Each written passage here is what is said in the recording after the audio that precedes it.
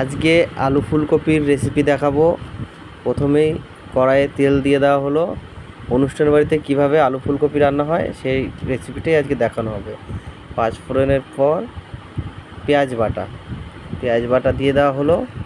পেঁয়াজ বাটা একটু নেড়ে চেড়ে দিয়ে দেওয়া হলো আদা বাটা দিয়ে একটুখানি নাড়তে হবে যাতে আদা পেঁয়াজের গন্ধটা চলে যাওয়ার পর দিয়ে দেওয়া হলো টমেটো পেস্ট দিলে খুবই টেস্টি হয়। গোটা টমেটোর থেকে একটু দিয়ে দেওয়া হলো গুঁড়ো লঙ্কা দিয়ে একটু নেড়ে চেড়ে দিয়ে দেওয়া হলো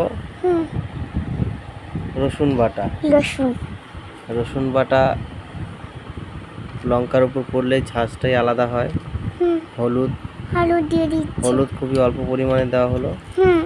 এরপর দিয়ে দেওয়া হলো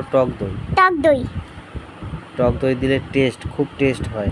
হ্যাঁ, খুব টেস্ট হলে এটা খেতে পারবে। এরপর দিয়ে দেওয়া হলো মগজদানা বাটলে কালারটা দেখুন কত সুন্দর মিক্সড হয়ে কত সুন্দর একটা কালার চলে আসলো। কি জানছো? কত সুন্দর কালার। এরপর দিয়ে দিল সামান্য পরিমাণে সস দিলে একটু টক ভাব আসে। টক ভাবটা হলে খেতে খুব ভালো লাগে। এরপর ভেজে রাখা আলু দিয়ে দেওয়া হলো। একটু ফুটিয়ে ফুলকপি দিয়ে তুলে নেওয়া হবে। ফুলকপি দেওয়া হলো, এবার তুলে নেওয়া হবে, রেডি।